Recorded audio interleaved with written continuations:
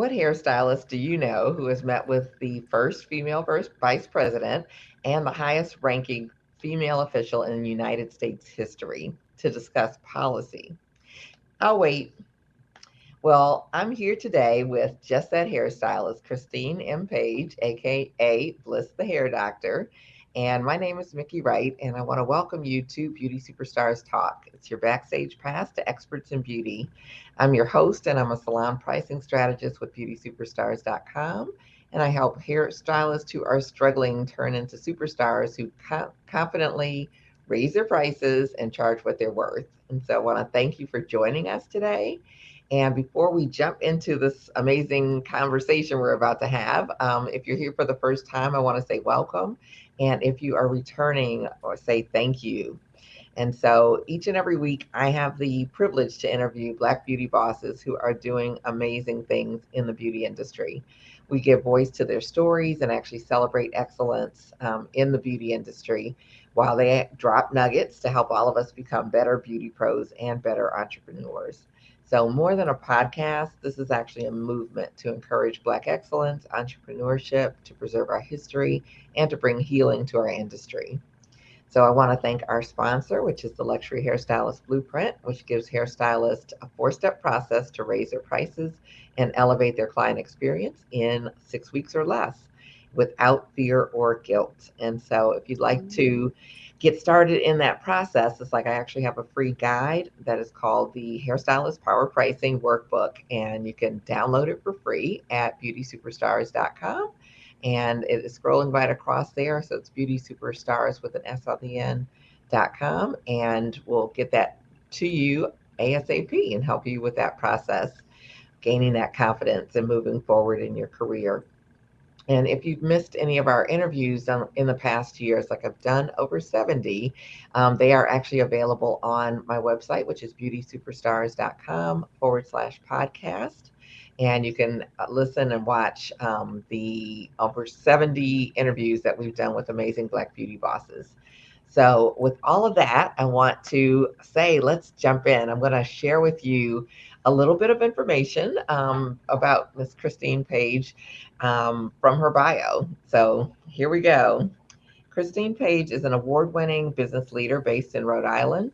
Christine is the founder of Bliss Salon Inc. and Bliss Medical Hair Replacement Center. Christine practices hair care under the name Bliss the Hair Doctor. It is a rare find to find a licensed cosmetologist who has experience in all hair types. Christine's experience as an entrepreneur spans over 25 years in the personal care industry. Christine Page specializes in hair with a current focus on cranial prosthesis. She hopes to get in touch with the United States Representative Ayanna Pressley. Pressley is reintroducing wigs as Durable Medical Equipment Act. As the Wigs as Durable Medical Equipment Act was reintroduced on October 1st of 2021. Only some insurance companies cover the cost of cranial prosthetics. Medicare does not cover medical wig expenses, and as a result, patients with low incomes cannot afford medical wigs. So Christine is also a Paul Mitchell the School alumni.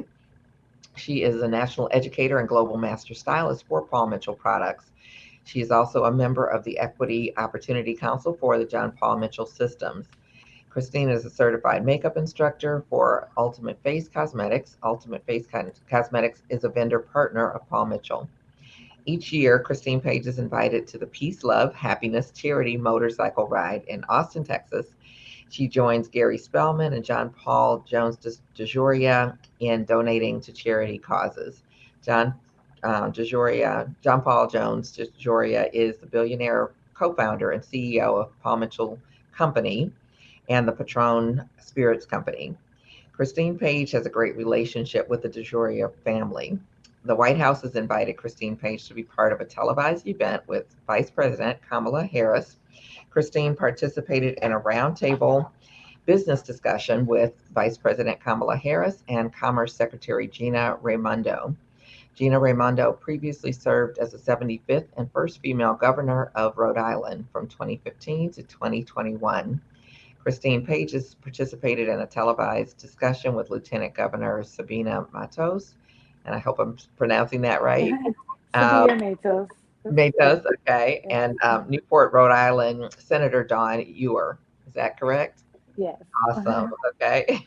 And Christine Pages received notable award nominations from Mayor George Alorza and Commerce Secretary Gina Raimondo in support of the Paid Leave for All campaign. Christine spoke at a Rhode Island State House event with United States Congressman David Cicilline, Cicillini. Cicilline, okay. Yeah. In addition, the Rhode Island Black Business Association named Christine Entrepreneur of the Year 2018.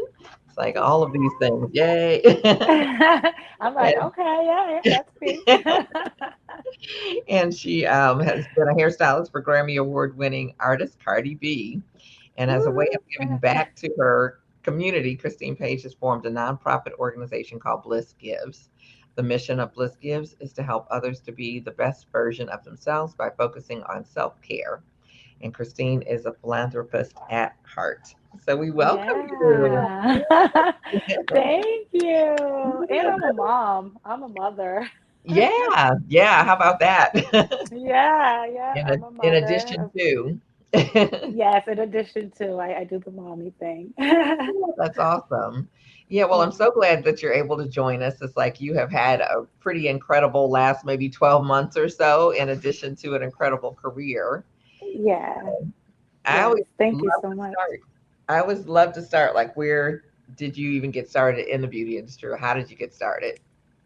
Okay, well, when I was a little girl, I wanted to look good, you know, I wanted to look cute, and having 4C hair texture was just something to deal with, you know, as a little girl. And so I started experimenting and doing my own hair. Mhm. And I would come up with so many different styles and techniques and things. And I would just do my own hair, you know. My mom couldn't afford to send us to the salon all the time, and my mom would always do like cornrows and braids and those types of styles. So once I was probably in, I think, the fourth or fifth grade, I wanted to, you know, switch it up. So playing with my hair and doing my hair, I just gained the ability to kind of like naturally do hair. um, but I've always been an artist, and I've always liked to create and draw.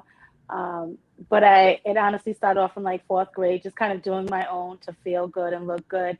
And then my friends would ask me to do their hair.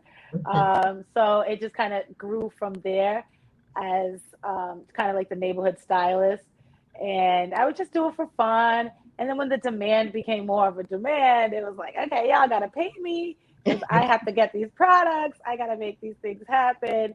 And then I slowly was able to start to see myself as a true cosmetologist. But it was more so other people that told me, you know, that I was doing a good job, that my hair looked good, and that I should really consider um, being a cosmetologist for real. Okay, okay. Yeah. So when did you go to school? Did you go somewhere in that time frame, or did you wait until a little later? Well, I waited till later. I was only in like fourth, fifth grade. Like that was middle school when all of that was happening. So I just kept on doing hair. And in high school, I had my first child. Well, I was pregnant when I graduated from high school with my son. I was probably about 7 months pregnant. And so I then had another son a few years later.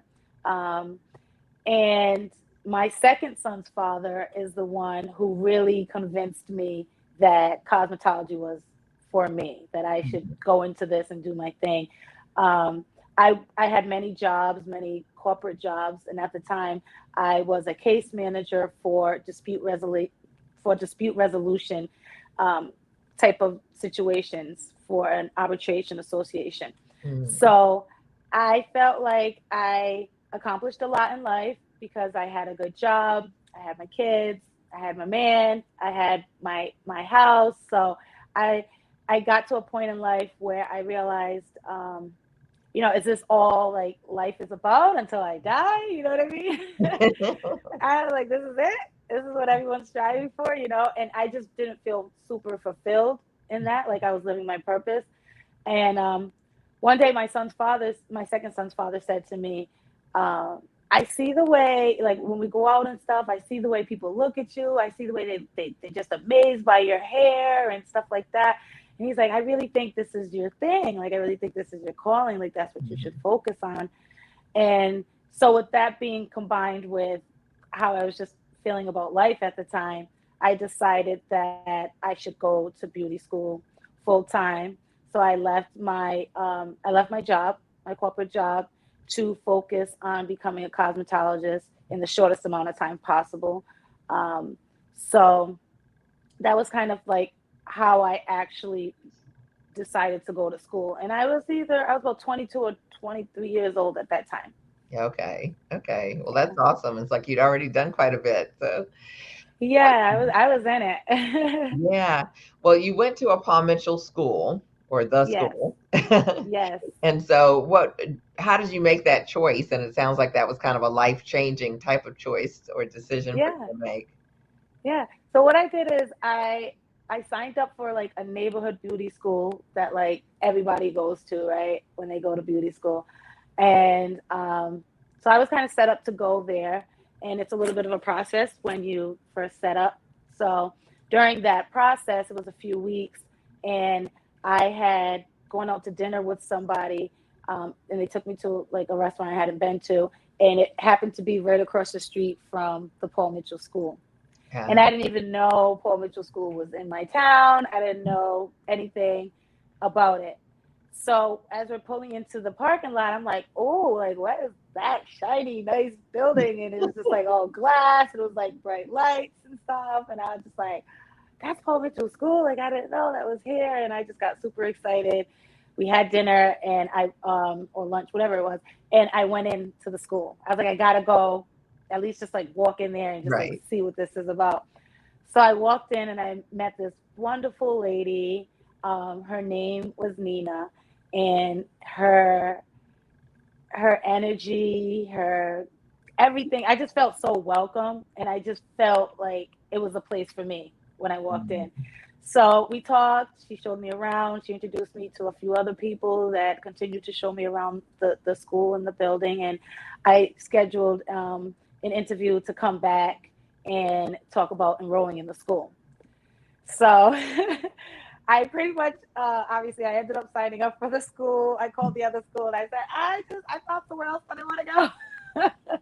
And I made that switch. And yeah, that's how I ended up finding Paul Mitchell School. Yeah, yeah.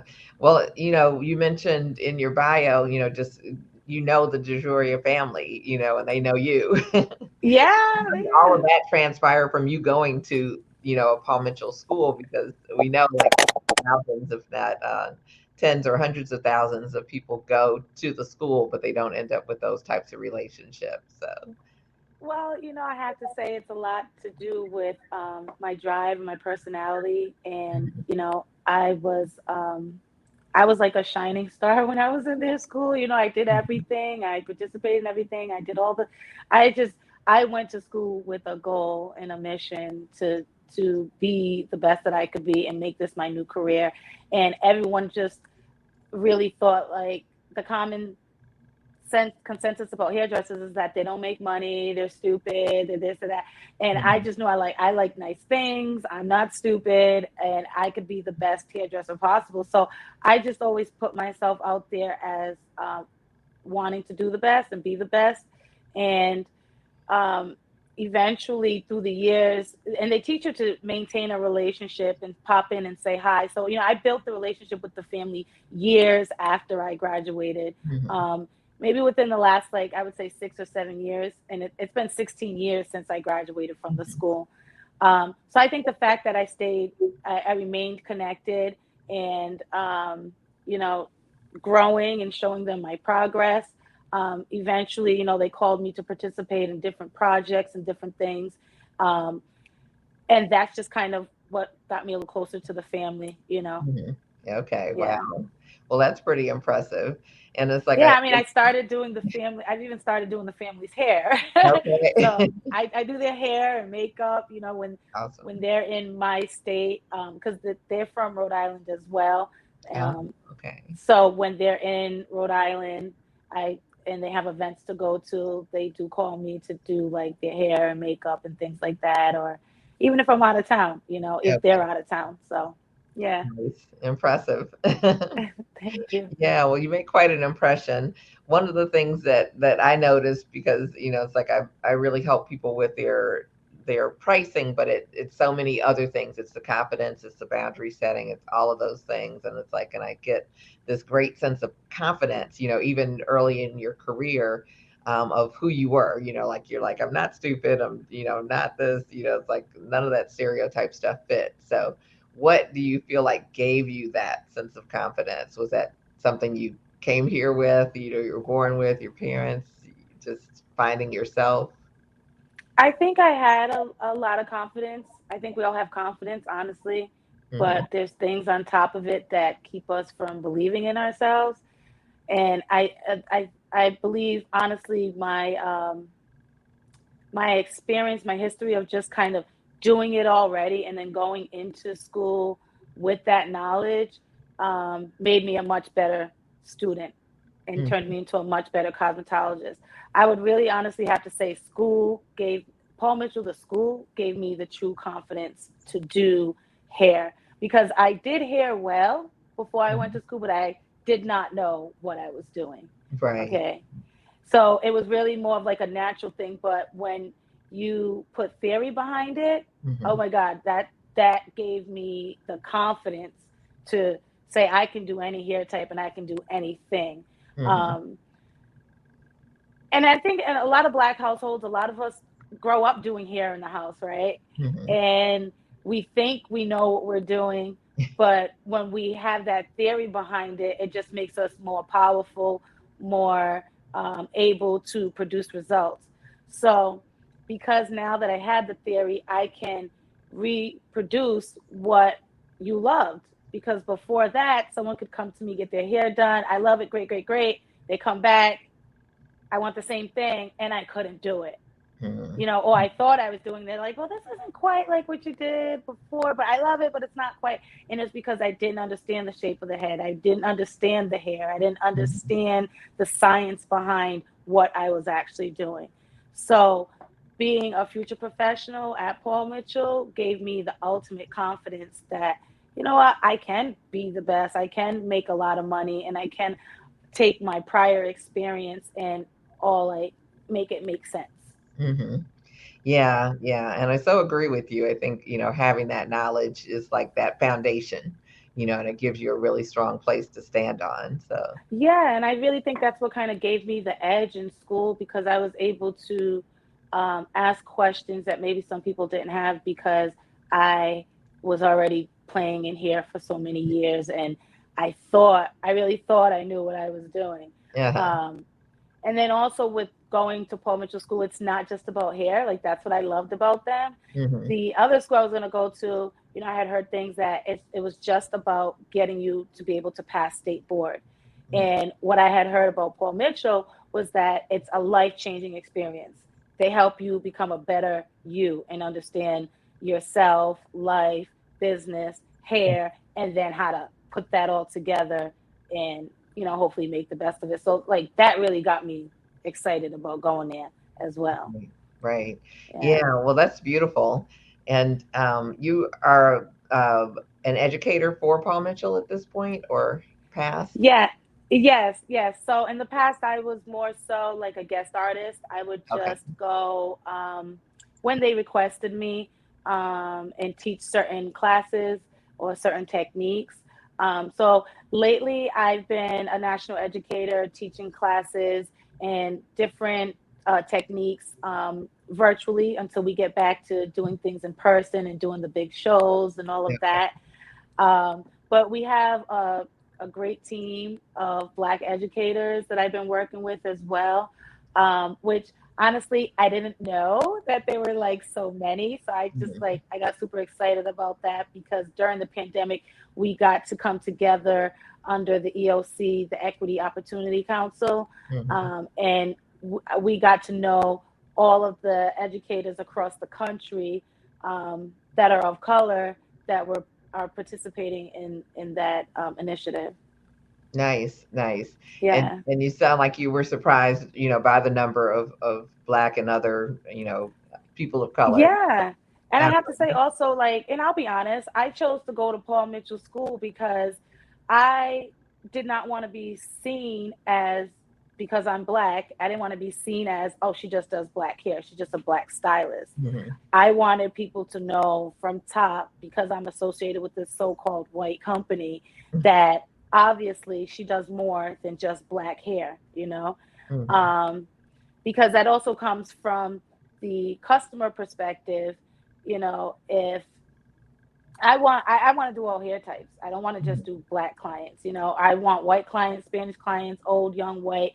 And to me, that was the company that gave me the versatility to be able to service all hair types Mm. and Yeah. not just be seen as like the black girl that does black hair, you Mhm. know? Yeah. Yeah. Yeah, and I think that's definitely, powerful as we sit in 2021 that we still have such a lack of diversity in terms of our early education with a lot of the cosmetology schools. So that's Yeah, and they make it a huge point to show that hair is hair. Hair is mhm, a texture, and right. we're going to teach you what the textures are and how to deal with each texture. And we have products for every texture. Mhm. And what I found interesting in the black community is that every time I pulled out a Paul Mitchell bottle or a Paul Mitchell product, they were like, "Oh, that works on my hair," or "You're going to use that on my hair. Is that's for us?" And you know, come to find out, there are some products in the Paul Mitchell line that were created by a black man. You know what I mean? So it's not even so much um, people thinking it's a white brand. It's Mhm. like it caters to all hair textures and all types if you properly use the products. Now, if they knew a black man created some of those products, now would they believe that it works? You know what I mean? Mhm. Mr. And Floyd and, and so I Kenyatta. yeah, yeah, Floyd Kenyatta, Yes. and it's like it blows my mind sometimes because some of my clients, I've been doing their hair for over 10 years, and then all of a sudden one day they'll notice the Paul Mitchell products and they're like, "You've been using that on me this whole time?" I'm like, "Yeah." They're like, "Oh my God, and my hair's been growing. My hair feels so good. It's consistent." And I said, "Well, yeah, it might have been a white man who created the brand, but it is a product for all hair types and it Right. works on all hair types." So I've enjoyed honestly that experience of showing that to to the black culture, to black Mhm. people, Right. that it really does work. Absolutely. Absolutely. Yeah, and the education is just like amazing, Right. because I wouldn't want to go to school and just learn about black hair. Like for me, I that wouldn't work for me. Okay. Yeah. Yeah. And, I did get to interview Floyd Kenyatta. He's a great person and did some Yeah. phenomenal things for Paul Mitchell. So if anyone here is not aware of who he is and the contributions that he's made, to please, check out the Beauty Superstars talk with myself and Floyd Kenyatta. He's a phenomenal person, a global thinker, and a global liver.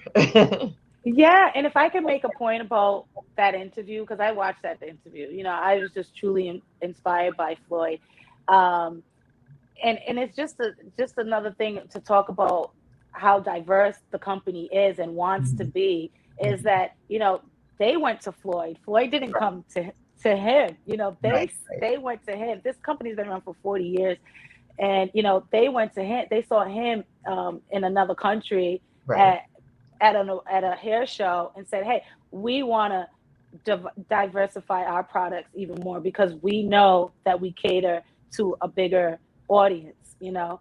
So I applaud the company for that. I applaud Floyd for taking on the task and building with the Mhm. company and bringing on those products, because foaming pomade is one of my number one products that Right. clients like. They just love, especially for natural hair. Right. So I'm excited to be a part of something that's still growing and making sure that everyone's needs are taken care of. Yeah, yeah, that's absolutely phenomenal. So we definitely appreciate you sharing that. And yeah, Yeah. foaming pomade's one of my favorite products too. It's like it definitely does a lot of good stuff. Yeah. So you are, like you say, so diversified in terms of the types of clientele, but it's like you also um, work with non-surgical hair replacement. Is that, Yes. does Yes, that ma'am. cover the scope of what you do in terms of your Bliss Medical Center? Hair replacement center. Yes, yes, that is definitely covers the scope. So that is the main focus of our practice. Okay. So we no longer call it a hair salon. We call it our office, okay? Because Okay. we don't want people to think of it as a traditional hair salon, especially since that is what we were doing pre-COVID. Um, Post-COVID, it's now Bliss Medical Hair Replacement Center, where our focus is hair attachment services, and our number one focus is cranial prosthetics, which is for people who have hair loss due to medical reasons. The number one reason is hair loss due to cancer treatment, leukemia, car accident, any of those types of things. When it's done in that way, it is usually covered by their health insurance, um, which is good because, if they're going through a hard time like that, usually they may not be able to afford such a unit. And then the other things we do under the hair attachment services, we still make just traditional wigs for anyone who would want one. So we're not just servicing the medical community. It is for, you know, people who would pay out of pocket, who really need a custom wig because they have hair loss for whatever reason, or they just want one.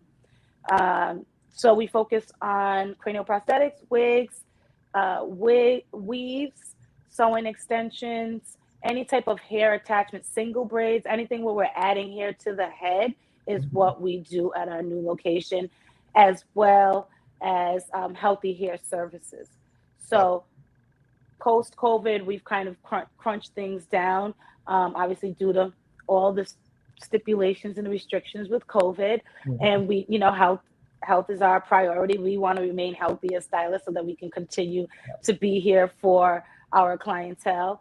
So we've cut it down in that way, where the healthy hair service is a total hair package is what we call it.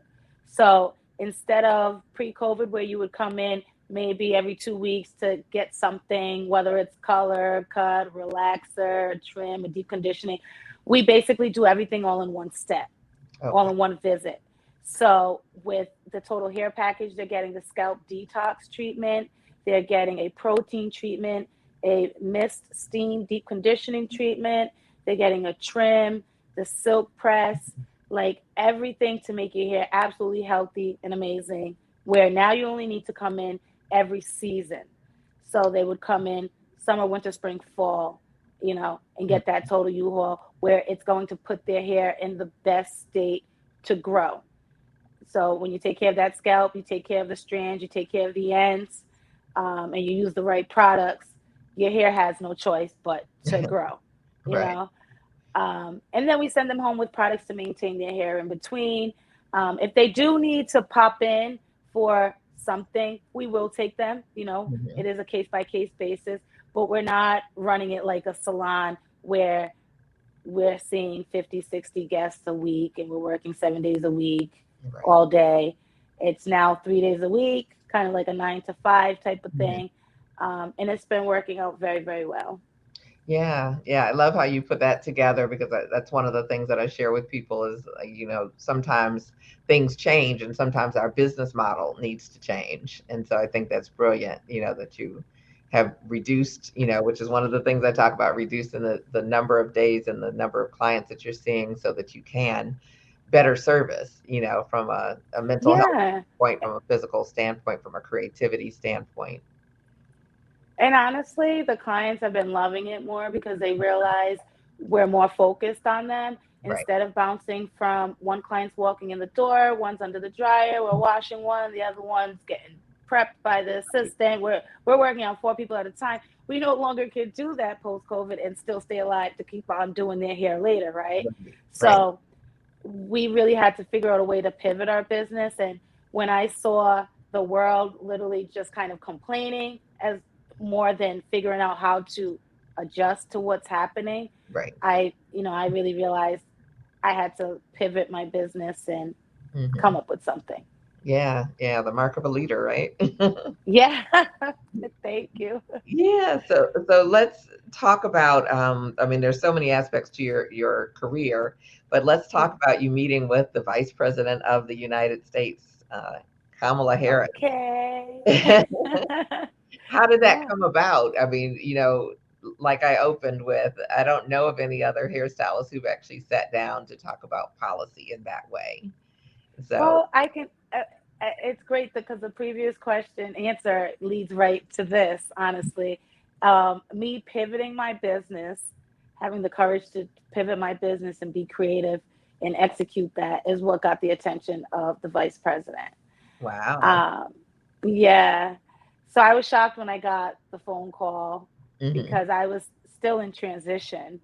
Um, so I was a little nervous and scared because it was still like happening. Um, With and COVID, you're saying, they, or with the meeting with the Vice which, President? no, what was still happening, it was just transitioning my business Transition. from a traditional salon into the medical hair replacement center. Okay. So I was just very nervous. And they said, that that's what got their attention and that's what got them excited was that I am in transition and that I'm doing that and that I'm living that. I said, oh, okay. All right. So so there's a little background story about how my name even came across her desk or their desk. Um, I was part of the Goldman Sachs 10,000 Small Businesses program. I was a graduate of that program. Mhm, And mhm. and I was actually nominated for that program by the mayor of my city. So I got a phone call one day that the mayor had nominated me for in my business for this program. So I signed up. I went. I got accepted, graduated, and when we finished the program is right when COVID started. So Mm. I started Goldman Sachs in 2019, and we finished April of 2020, and COVID Okay. started in March. So I had two classes left over, and we finished that over Zoom instead of in person. Okay. And and we realized COVID was happening, that it Mhm. wasn't going away, and that we had a, a a Zoom meeting to talk about pivoting our businesses and figure out what we were Mhm. going to do to stay alive instead of thinking of what our growth plan was, which was the focus of the class, to Okay. figure out a growth plan. So the Goldman Sachs 10,000 Small Businesses program helps you develop a growth plan for your business 3 to 5 years out. And so Okay. our last meeting was, okay, hold off on that. Let's figure out how to stay alive before we figure out how to 3 to 5 years. I was like, Right. oh my God, what are we gonna do? And Mhm. at the time, Gina Raimondo was the governor of Rhode Island, and she had been on TV every day. I called it the Gina Show. She came on TV every day at 1 p.m. Okay, I could hear her heels going across. I was like, "Hey, Gina's coming. She's coming," and she would give us advice on what to do because no one really knew what to do at the time. Trump was in office, and we all know now that no one really knew what was going on, right? Right, But right. it seemed like Gina was still giving us direction, and Gina also said everyone needs to figure out what to do with their business and everyone needed to pivot. Like she used that word pivot, and Mhm. I was just like, pivot, okay. I really got to figure this out because I can't do hair from 6 feet away, Right, right? right. And what other skill do I have? Because I've been doing this for 25 years. Like, I'm thinking career change. I'm like, what can I do? And then I was like, I can't change my career. I don't know what else to do. I'm, Mhm. I'm a cosmetologist at heart. So I literally came up with Bliss Medical Hair Replacement Center. And that is what caught the attention of the vice president when she decided to do a roundtable discussion with business owners to figure out what they were doing to make it through COVID. So, from what I understand, the White House received several names, and they picked four of us to interview, and I was one of them. And that was from all across the country. No, Okay. I don't know how they came across, who they were choosing, but the people who were with me, we were all from Rhode Island. Nice. Okay. So within, Okay. so she was visiting the state of Rhode Island and wanted to meet small business owners from Rhode Island. So I believe she did this in other states as well. So she did do this across the country, but Okay. and for the discussion I was a part of, all the women there were small business owners from Rhode Island. Nice. Okay. Yeah. Okay. So what was that process like? Like to walk us back, like how do they contact you? You know? Okay. All right. Yeah. So this is what they did, right? So they tried to call me, and I have had the same phone number forever, and I use it for business. It's my business line, and so I have to filter my calls, right? I can't just answer everything. So I didn't know the number, so I just saw the number calling, and I just let it go to my voicemail. And my voicemail says, "Hey, if you're trying to reach me, uh, text me if you want a faster response." Like pretty much like don't leave a voicemail, text me. So that's what they did. They listened to my instructions, and next, I got a text message saying, "Hey, this is the White House. We're doing we're doing an event with Kamala Harris, and we're wondering if you'd be interested in participating." So I saw the text message, and I was just like, "Wow, this is interesting. What could this possibly be about?" Right. So I was actually at a friend's. I was supporting a friend who was having a grand opening for their business, Mm. and there was quite a few of us there when I got the text message. And so I showed it to someone who was there, who I know has been done a lot of business. And I said to him, I said, "Hey, come on over here." I said, look at this text message. Do you think this is real?" He's like, "Well, what's the area code?" And I told him the area code 202 or whatever it was. And he was like, "Yeah, that's Washington. Yeah, I think that's real." He said, "Yeah, I think That's that's real. I think crazy. I think you should really give them a call back." Okay. So I said, "All right." So I texted him back, and I said, "Hey, I'm actually, I'm a little busy at an event, but I'll call you in about 30 minutes."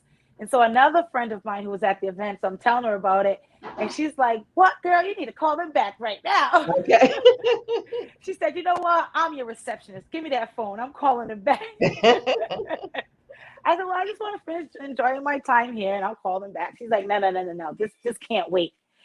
So I said, "You know what? Fine, I'll call." So I took my phone from her Okay. and I called them back, and we played phone tag for a few minutes. And once we actually got on the phone, I walked out of the event and just like walked up the street talking on the phone with them.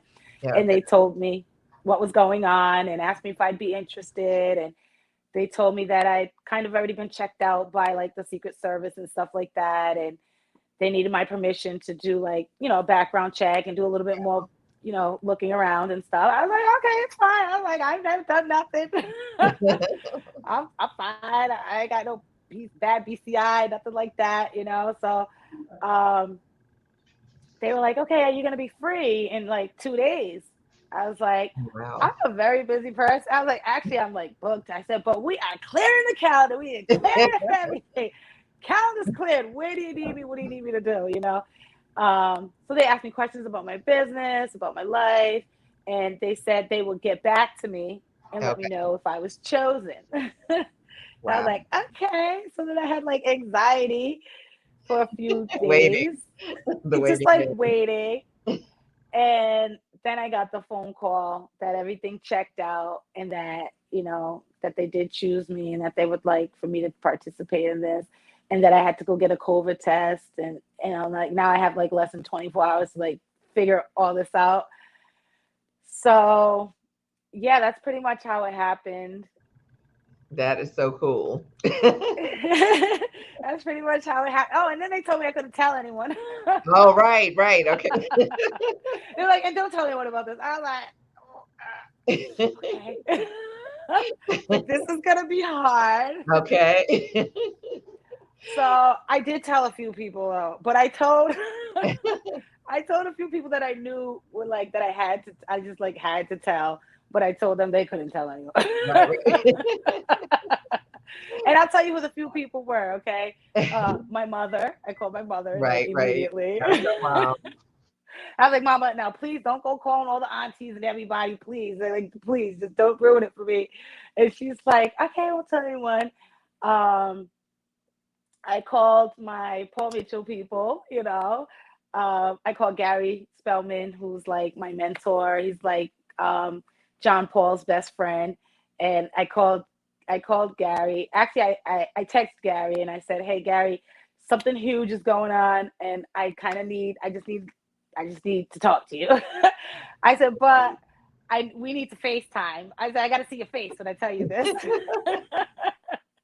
He's like, "All right, Christine." And so we FaceTime and I said, "Okay, top secret. I'm meeting with the vice president and I don't want to F this up." I was like, I don't want to F this up.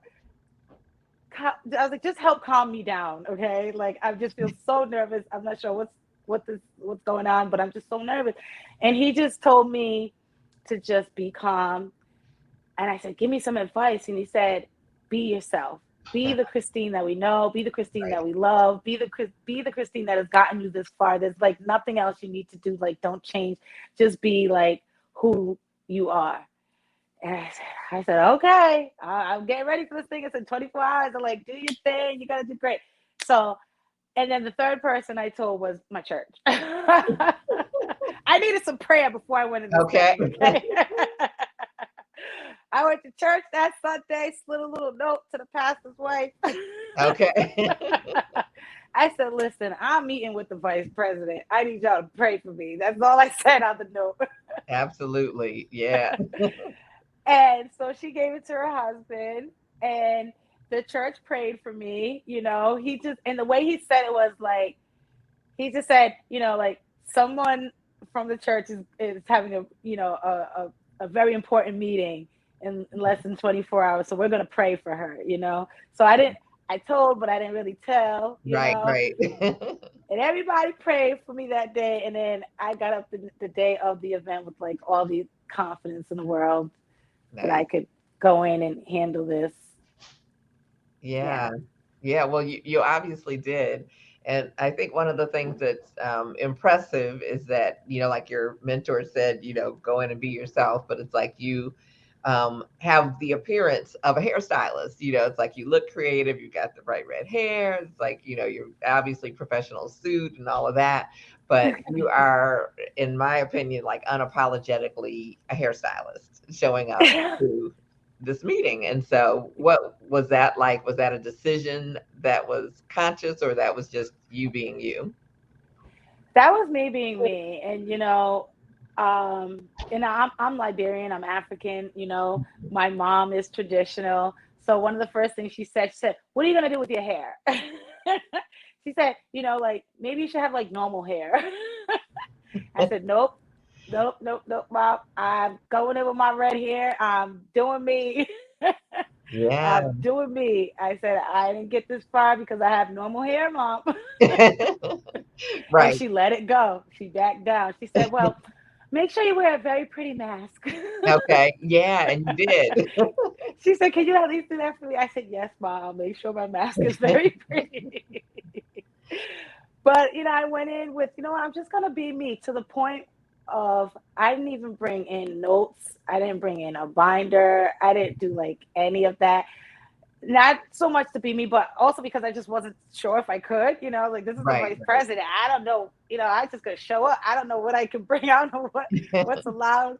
But when I forever walked in, and like the other ladies looked more prepared than me because they had a folder or a binder or some pieces of paper or something, and I had nothing. I was like, I was like, "Oh my god, do I ask someone to borrow some paper and pen so I look like?"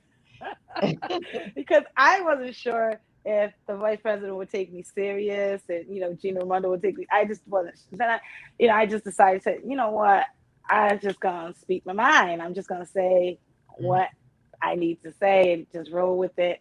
So I was like, I'll just put my hands on the desk Mhm. and I'll put my other hand on top because I'm single. I'm not married, so I was like, I would just put that hand on top, let them see that I'm single. Okay. Uh, I don't know. I was like, let me just at least look like I have it together. Okay.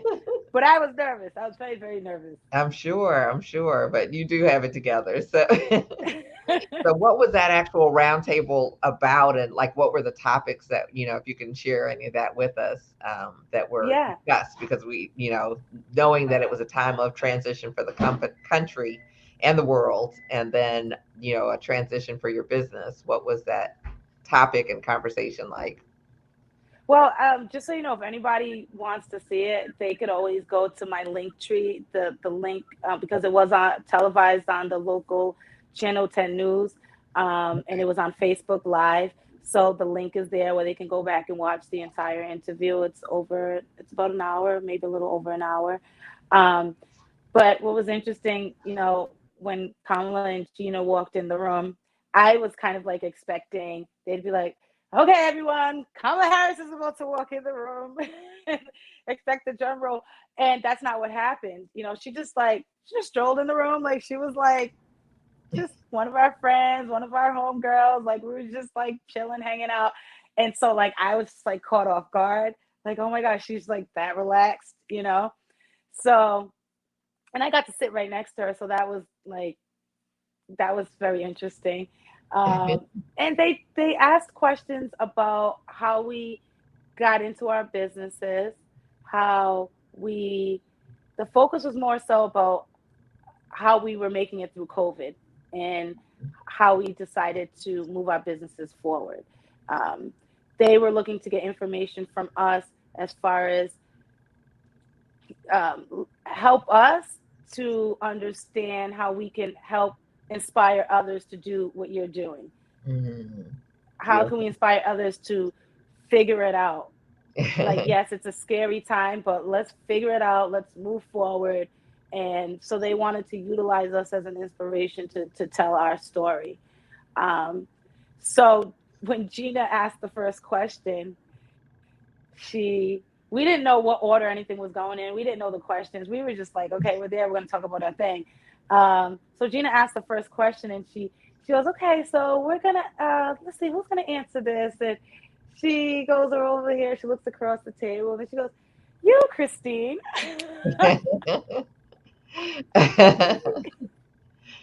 I swear I like blacked out for a second. And in my head, I'm like, talk, say Okay, yeah, something, mine goes blank. speak. Yeah, like speak. They asked you a question. So I literally just was like feeling like I just needed to say something, and then maybe a few seconds into it, I was just like, "Ah, just be yourself, like Right. just talk." And so I literally started to talk about how, as business owners, we are always looked at as we always have it together and that everything must be great and we have all this money in the world and we have access to all these things and everything's just perfect. So I took it as a moment to really just be vulnerable and be humble, and I told them how like I cried like a baby. Okay, that was the first step of me getting through it. How did I get through it? I cried like a baby. Cried like I had never cried before. To the point where my kids are grown men. My kids are 22 years old and 18 years old. So my grown men came into my room, um, and they were like, "You are just, like you're just crying, like boo-hooing, like we can hear you." Like, "Ma, get it together. Like, what are you doing?" And my kids convinced me that, everything was gonna be okay. And I told that story at the table. Like that was the first step to me just realizing like I needed to get it together. And I asked my son, well, what are we going to do? Like, how's everything going to be okay? And he just gave me this look, and his tone was just so serious that he's like, and I don't know, Mom. I don't know. I don't know how everything's going to be okay. But I can promise you everything's going to be okay. I can promise you that we ain't going out like that. I can promise you we're not getting COVID, and you're not going to lose your business, and everything is going to work itself out. Right. And that got me to get up and get motivated and start really like figuring things out. Hmm. Yeah. Yeah. Yeah. Well, how wonderful is it to have that type of support system? Yeah. I mean, it was just amazing. And then it rolled into listening to Gina Raimondo every day, as the governor of Rhode Island. She's now the Commerce Secretary of the Okay. United States on Biden's cabinet. And she's basically responsible for doing for America what she did for Rhode Island. And I'm a product of that. It was her 7 years of, small businesses, maintaining them, helping them open and stay established, that, he picked her to do the same thing for the country. Hmm. So, but at the time, that wasn't the case. You know what I mean? So, I was super excited to be at the table with her as well. Um, and I would like to take a moment to talk about how I've had my business 8 years now, but 3 years in, I got a certificate of special recognition from Gina Raimondo when she was the Hmm. governor, recognizing me for my business, Wow. saying, "Congratulations on your 3rd year anniversary." Basically saying, "I see you, girl. Like, you're Right. amazing. Keep going, keep thriving." And to like get something like that in the mail from the governor, I was just like, "Oh my God, like, who's watching me? Like, she knows me, like, she sees me doing hair." And so I got a chance. I got a chance to say that to her that day. Mm. At the end of the meeting, I got a chance to pull her aside and say, "I appreciate you doing that for me. I'm sure you probably don't remember, but," I said, "keep on doing things like that, because it meant something to me at that time, that as a business owner, I was struggling with some things that, I just couldn't show the world. I had to put on the face. So for the governor to reach out and say, 'Hey, I see you're doing great and keep on going,' it helped bring me to 8 years. Right, right, absolutely. And Yeah. share some of those things with us. There are a lot of hairstylists watching, a lot of salon owners, a lot of people who have, made various decisions, between what's gone on with the pandemic and, and what's come up afterwards. But what would you say, like, the past to business ownership, everyone's like, "Oh, I want to open a salon," and it's like we think, the cutest chairs and great mirrors, and it's like, "Oh, we're gonna have the statement front desk," or whatever it is. It's like we kind of get caught up in the appearance of it. And what has it been like to really run the business and grow the business? It's hard. Yeah, it's very hard. And a lot of times people say that I make it look easy. I said, "Well, what am I going to do? Come to you with a list of problems and issues and concerns?" I'm going to have a good time slinging this hair. Right. I'm going to have a real good time doing it. But then I got to go home and I got to work on these bills, and I got to focus on the taxes, and I got to focus on the employees, and I got to focus on the products, and I got to focus on marketing, and I got to focus on responding to people, and I got to focus on growing the company. I got to make sure no one's stealing from me, and I got to make sure they show up, and I got to make sure all of these things that go into it that people don't see when you're in the salon just slinging hair, making clients happy. Um, you know, when I went to Paul Mitchell School, they taught us to have fun when we're doing it, and to have, if it ain't fun, don't do it. And if it ain't fun, make it fun. So I make it fun. But it's not always fun, There's a Right. lot that goes into it. And so I try to tell people that I was a helper for many years before I was a business owner. Hmm. Um, I didn't become a successful business owner until my third try. I had tried to open a salon 2 times before I was actually successful at it. The first time, I knew I wasn't ready, but someone offered me a business. So, it was actually a family member. A family member came to me and said, "Hey, I'm going to open a salon for you." And he Mm. told me that. And then one day he came and he said, "I got it. Here it is. Let's go." He said, "Let's go. Blood is thicker than water. Let's go." And I went, and it didn't work out because I really wasn't ready to be a business owner. I really was not ready to manage people. I could do hair. I had happy clients, but was I Mhm. ready to run a business and manage people? Um, and I think I could have done it, but the situation wasn't necessarily the right situation. Mhm. And then another time, it just wasn't the right time. um, and I still had some learning to do. Um, so I think people really have to go through a process of being the helper before they really try to be the owner. Go through many different aspects, all levels. I worked in all types of salons. I worked in high end salons. I've worked in ghetto salons, I guess you could say. I've worked in all white salons, all black salons, Spanish salon, barber shop, kids, all of that to get a diverse background to feel that I was really ready to open a salon. Um, but even when I actually was successful at it on my third try, I wasn't necessarily looking to open, but I was prepared to be. I basically had my dream salon written out in a folder, Mm, um, had all these thoughts. I think I kind of manifested it. And then someone that I had worked for, a guy I had worked for, he had bought a building. And this is why I believe in sharing your goals and your dreams with people, because they can make them help make them happen for you one day. right. So he bought a building, and he said, you know what, I remember when Christine was telling me when she worked for me that she wanted to have her own hair salon one day. Hmm. So he Right. reached out to me and he said, hey, I bought a building, would you be interested in like opening a salon? And I was just like, what? Oh my gosh. Well, I don't know. Let me come check it out. Let me see the building. Hmm. So I went to go see the building, and we worked it out. I ended up opening my first successful salon, and that was 8 years ago now. Awesome. Awesome. And then I've relocated 3 times since then, like Mhm. expanded 3 times since then. Expand it. Wow. Yeah, that's Yeah. great. Yeah, you said a couple things. One is write it down. You wrote down some of your dreams and goals, and it's like I've been And hearing Mickey, different to the point, conversations.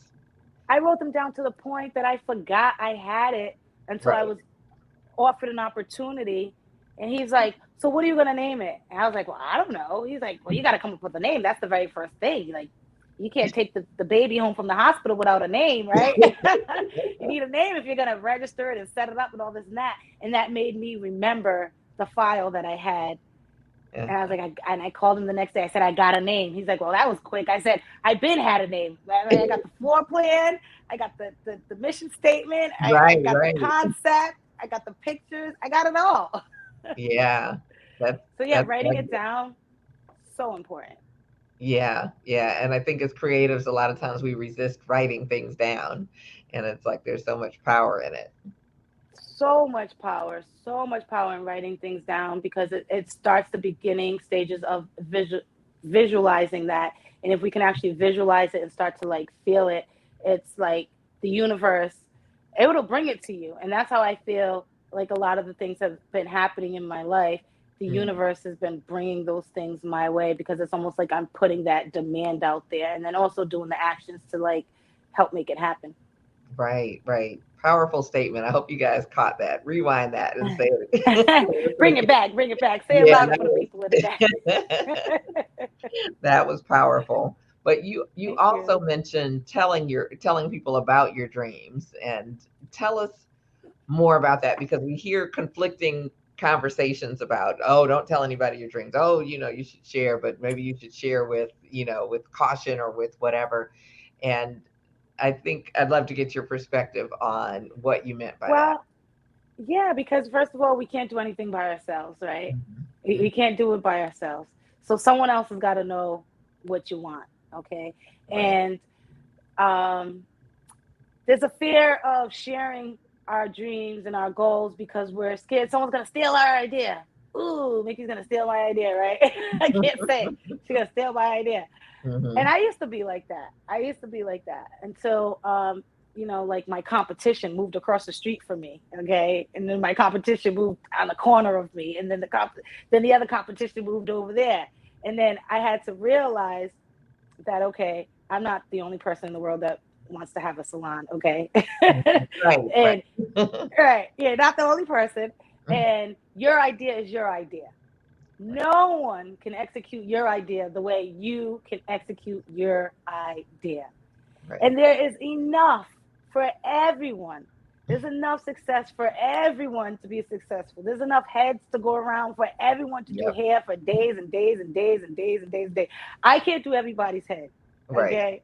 So I can talk about the fact that I want this type of business and not be worried that someone else is going to go do it. Why? Because it's been done before. There's been salons before me. But the Right. way I'm going to do it, the way I'm going to service people, the way they're going to come for what I give, no one else can give. Right. Okay. You can walk down the bread aisle. There's all types of bread, right? But you're going to go get that brand that you want. You're going to go get that Wonder. You're going to get that wheat. You're going to get whatever it is that you want. And I had to realize that there are people out there just for me.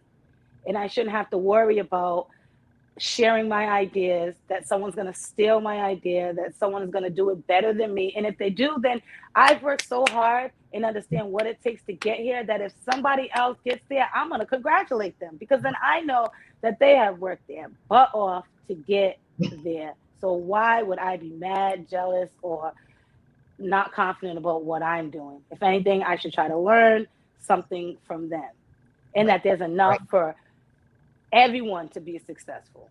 Mm-hmm. Especially when, I've done 50, 60 heads a week. All right. I can't do no more. You know what I mean? Right. Right. And I can't be there for that client every single time they want their hair done. Right. Okay. They may have to go up the street or go somewhere else, and I'm going to have to just be okay with that.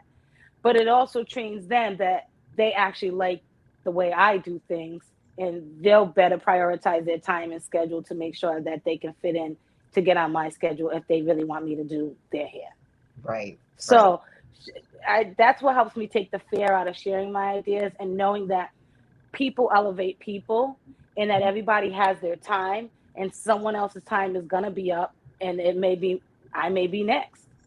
Right. But how are they going to know to come to me unless they know what my desires are and what I'm looking to achieve? Mm-hmm. So it's not about sharing the details of what you want to do, but sharing the fact that, yeah, I want to be a salon owner one day, or I want to be a business owner, or I would like to have a corporation, or I want to have a plaza, or I want to be vice president, or I want to be this, I want to be that. Because God uses people to get things done. We all pray God will get this and that done, but He uses people, places, and things, right? And Right. so I feel like if I'm doing my part to show who I am, people will come to me based on who I am, not what they think I could be. They come to me because of what they've seen I can do, what they hear, what they see, not what I keep to myself. They don't come to me and say, hey, I hope, Christine, do you think you can do this? They're like, I know you can do this. I've seen you do this, that, and the other. So even if it's something new that they're introducing that they would like for me to do, they're basing it off of everything else they've seen me do. Right. you know so I say, put it out there. What's the worst that could happen? Someone's going to help you get there a little faster. Right. Right. Or someone remembers your dream and offers you a great space and An everything. opportunity. True. Yeah.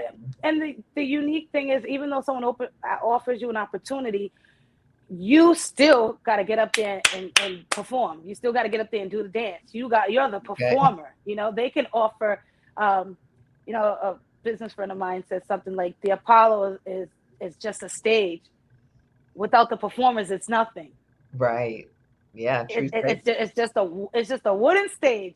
But if you can't get there and perform without the star, and you are the star, you are the celebrity, you are the person that's going to make it happen. And if you see it that way, then you're not worried about who else hears your goals and this and that and the other. Right.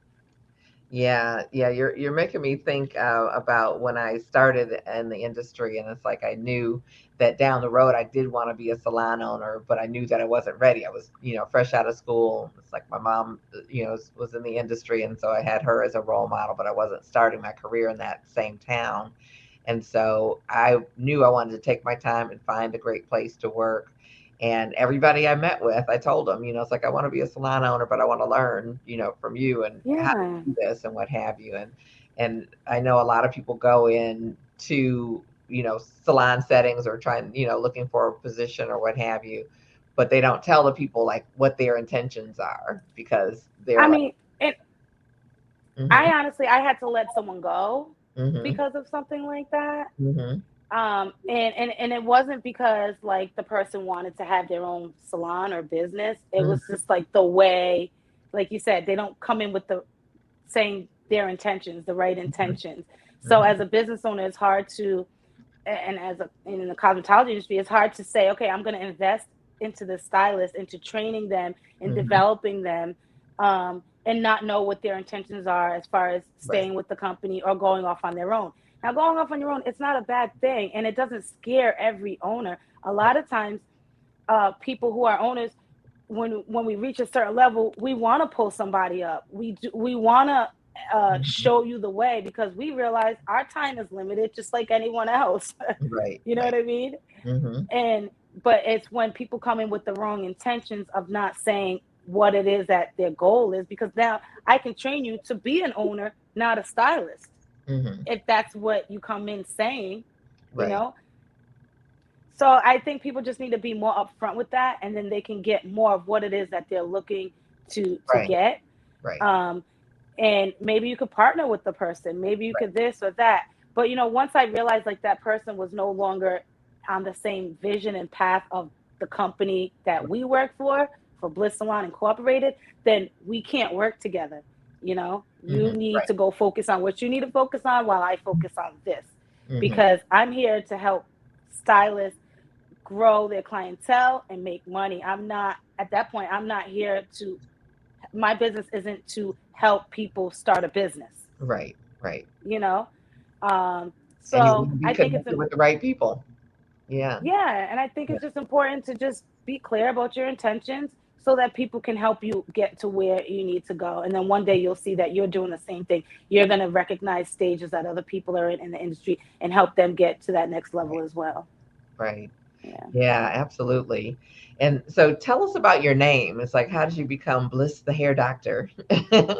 Yeah. Okay. Well, Bliss itself, I'm a church girl as much as I've done some bad things in life.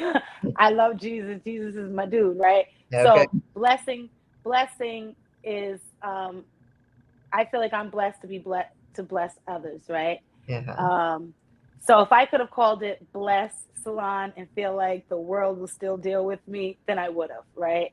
So for me, bliss was my disguise word for bless, Okay. because I I wanted to bless everyone, whether they liked it or not, whether they wanted it or not, because I feel like it's what's best for everyone, right? To be blessed. Okay. So I came up with the name Bliss, and our slogan is "Get Blissed," which really means "Get blessed," right? Okay. So people would literally call me, say, "I need to get blissed. I need my hair done. Get blissed, get blissed, get blissed." I'm like, "Okay, great. It's catching on. People are loving Right. it. This is great." So when COVID happened, I pivoted my business and had it to kind of change what I was doing. And throughout the years, people would say like I had magic fingers, I do hair so well, I'm healing their hair, and people would just call me like the hair doctor, like you just Mm. fix things. And I would also be like I could correct, like people went to other stylists and maybe their hair didn't work out, or they tried it at home and it didn't come out right. Mm. I could correct the issue. So I became known as like the person that just like fixes mess ups or fixes bad jobs. And so people started calling me the hair doctor. Okay. So I just ran with the name. I just put, Bliss there, because people wouldn't call me Christine anymore or Chrissy. They would just call me Bliss, you know. Mm. And one day I was out at a store and someone was calling my name. They were like, Chrissy, Chrissy, and I didn't hear them. And then they started to call me Bliss, and it caught my attention. And they told me after, they were like, I was calling your name several times. You didn't hear me until until I said Bliss. You turned around. So it's just like totally stuck with me. And I just put the two together. And then once I started focusing on cranial prosthetics, and I decided that I wanted to open my own doctor's office suite Mm. doing the medical cranial prosthesis, I was like, Bliss the Hair Doctor. It just all works together. So I use that as my name moving forward. Yeah, beautiful marketing. So it's like we Oh, love thank you. that. Yeah, and I literally have like my own doctor's office suite. And my office is located in a building. There's all specialists. I'm the hair loss specialist, cranial prosthetic Okay, specialist. So there's plastic surgeon, foot doctor, like all medical specialists beautiful. in the building. Yeah, yeah, great pivot. Yeah. Thank Yeah. you. So it's like as we get ready to wrap up, are there visions that you have like for the industry? What are your thoughts as far as like where we go from here? It's like we're heading into 2022 pretty quickly. So what are your thoughts for the beauty industry and for your area? Okay, so during COVID, I started another business, a nonprofit business named Bliss Gives. And I saw the need in my community to help uplift people. and focus on self-care and being, this state, the city that I'm in, Providence, Rhode Island. I was born here, raised here, grew up here. I know a lot of people. A lot of people know me, right? I'm 40 years old at this point. My kids are 22. I have a wide span of connections from elementary school on up. So I really see and saw the need for community. And so I created Bliss Gives, where our mission statement is to help people become the best version of themselves and give back to their community. So what I see moving forward, um, Bliss Gives is established. I see us really bringing that to the community by January 2022, where our first initiative is called Meeting of the Minds, where we are focusing on entrepreneurs. We're literally making it a groundbreaking, ground zero wannabe. I'm a wannabe entrepreneur, right? I just want to be, or I am, and I don't really know how I got here, how I became successful. I really don't even know like what I'm doing, or I'm just a supporter of entrepreneurs and people who want to do something to uplift their community. So I'm a strong believer in God has given all of us a divine talent or ability that we have to contribute to this world. And that talent, I don't want to call it talent because some people don't feel like they have a talent, but they have a thing. So that thing is supposed to make us money. That thing is supposed to bring us an income when we use that thing to serve our community, right? So that's an entrepreneur, is what I believe.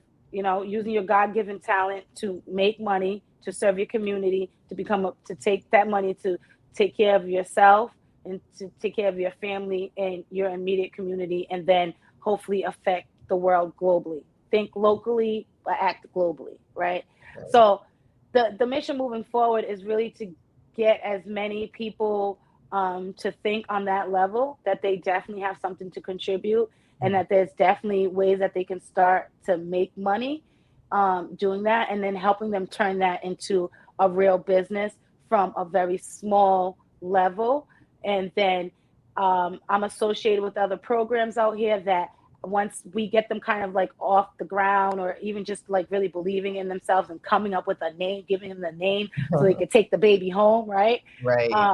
That then they go to the next level, which in my city would be like REBA, which is the Rhode Island Black Business Association, which is something more established where they can feel like they can grow a little bit more. And then maybe then we hand them off or lead them to the Goldman Sachs 10,000 Small Business Program, which gets them to another level where maybe now they're meeting with the vice president about Right. their business. So that's what we're looking to do moving forward. And for the industry, I really feel that we got to keep going, because I at a point I felt like our industry might have really died, and that's when I cried like a baby, because I've always been able to just open my phone and I have at least 10 people that want to give me money, right, for doing Right. their hair, and then I couldn't go make the money, right? But now that we know we're not gonna die if we touch someone's head, right? I believe our industry is gonna bounce back in no time, and that people really should just right now in the beauty industry just focus on your honing your skills and becoming really, really good at what it is that you do, because that heavy rotation of clients, that's coming back. It'll be back. But in the meantime, this is a good time to develop your clientele, really become good at what you do, really focus on your skills, and truly become motivated, inspired, feel blessed, get it all together, so that when that time hits, we can hit the ground running, because people want to look good, they want to feel good. They're coming back to the salon, they're coming back outside. So people just really have to just stay in it and keep on developing their skills. And our time is definitely coming back as recession proof, for sure. Yes, yes. Well, I think that's fabulous, direction. And it's like, and congratulations with Bliss Gifts, because that sounds like it'll be a really powerful, Oh, thank you. launch pad for a lot of people. So yeah, Yeah. We've already got it going. We actually started it right before COVID is when we started having our meetings, but we have okay, our board of directors, we're established, and now we're going to really get that going and link with, partner with other corporations in our area. nice. Yeah, that's wonderful. And Thank you. one quick thing before, and maybe it's not quick, I'm not sure, but before we go, you had the opportunity to be part of the Goldman Sachs business training. What was like your takeaway from it? That you may not have gotten Woo! from being a hairstylist and not having had that Oh opportunity. my God. I have to say, if you got a business, go sign up. So Okay. when I got into this, it's nationwide first and foremost. Okay. So it's nationwide. It's not just in Rhode Island. And at the time that I got in, you had to be a six-figure business. Mhm. It was a little bit of a process, and most people kind of just felt like I'm not ready, or could I be ready for something like this? But due to COVID, they have loosened up the restrictions. Mhm. There was a fee at one point to get in the program. It's totally cost free. Mhm. There's no fee to get in. You don't have to make six figures. Um, I do believe you do have to have your business for a certain amount of time, but I think it's maybe only a year or maybe even a few months. Um, but look them up online. Goldman Sachs, 10,000 small businesses nationwide. What they do is they put you in a what was great about this that nothing has ever prepared me for was to be in a room with 25 other business owners, some who were millionaires, some who made less money than me, some that made, you know, just like what I could aspire to make and be. And Mhm. now we're all in one classroom learning about how to grow our businesses and talking about the things that I would just come home and cry about, or Mhm. I would go online and Google and try to figure out and be stressed out about. But to Mhm. be in a room with other business owners that are admitting, like, no, okay, I struggled with this too, or I'm going through this. And the program helps you come together and have a community that you can rely on and trust to be vulnerable with about your business struggles and the things that you're going through in order to grow your business. So I made great connections Mhm. um, with businesses in my area that we're doing partnerships. We still get together once a month and we go out for drinks, we have something to eat, and we talk about what's going on in our businesses. And it's actually because I continue to stay a part of that program, that's what kind of led me to Kamala Harris, right? Okay. That's Okay. what led me to meeting Cicilline and being able to advocate for other community things. So, Goldman Sachs is a nationwide name that's been around like forever. So for Mhm. me to be connected to something like that meant a lot. And to continue to stay a part of the program and advocate for the program even after graduating um, has led to a lot of my success as well, because I just truly loved it.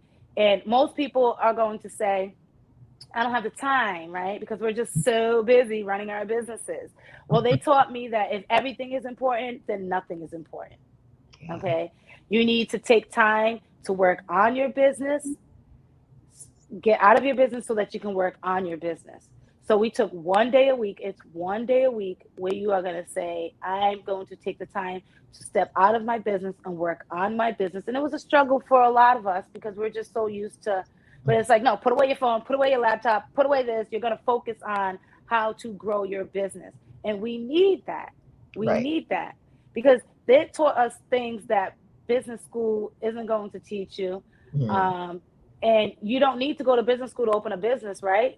You just go get that certificate. If you got the money, the confidence, you can go open a business. But then you're like, oh, what do I do? How do I maintain this? How do I grow it? Some people have been successful by mistake, by happenstance, by Mhm. they just making it happen. But then you get to a certain point that I need to know how to make this happen. I need to know how to make this grow. And I love the program for that. It's 12 weeks. So that would be 12 classes in person. There is a lot of like homework, like things. So, Mhm. I would take 1 or 2 days a week to prepare for the lesson. And then I would go into the classroom for that whole day. It was like an 8-hour day, but it gave me the confidence to come up with Bliss Medical Hair Replacement Center. I did that while being in the Goldman Sachs program, um, and it helps lead you to resources as far as money, um, counseling, support, how to grow, when to grow, different situations. We got to in business. One last thing, in business, you only look at your taxes, right? And in that class, we got to look at pretend taxes of like other businesses and compare things, so you can see that okay, maybe I'm not doing so bad. Like when I saw an example of a business being in the red, but they were still a business and successful, I was like, oh, you can do that. You know, that happens. Oh, okay. You know, and it's okay because that's what businesses go through. So they teach you how to come back from that. And Yeah. that even if you are in the red, that it's okay. There's you can go get money, you can apply for this, or you can do that, or you can do this. Um, so it's just a great program that I think every and any business owner should definitely apply for. And then I know that every few years they do something where everybody nationally Mm. goes to meet up in Washington. So Um, I know they haven't done that in a few years, so maybe something like that's coming up soon. right, right.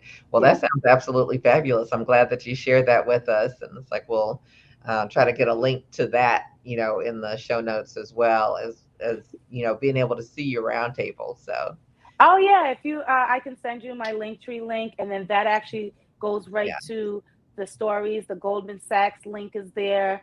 okay, I have it all there for anyone who's interested. perfect. Yeah, that sounds wonderful. So it's like I've got you scrolling across the bottom, but tell us how to get in touch with you, and I just Yeah. want to say thank you. Yes, so you can find me at Bliss the Hair Doctor on Instagram. You can find me at Christine M. Page on Facebook. I love Facebook. I'm an old school girl a little bit. I'm a little more frequent on there and a little more personable on Facebook. You can book appointments online at blissthehairdoctor.com. We have about like 5 websites, but they all lead to the same one. Oh, So throughout the years of transitioning, I keep all my websites so that when people all of a sudden decide, hey, I want to go get blissed again, and they use the old mhm, information, they can still find us. So right. we still at blisssalonri.com, blissthehairdoctor.com, wigsofbliss.com. They all lead to the same place where you can book online. And we have virtual consultation.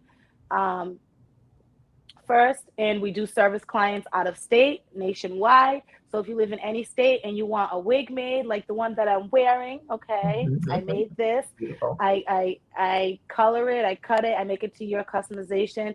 So we meet over Zoom. I show you how to make a mold of your head, which is a bubble, which is very simple. It's plastic and it's tape and some drawings, and I show you how to do that.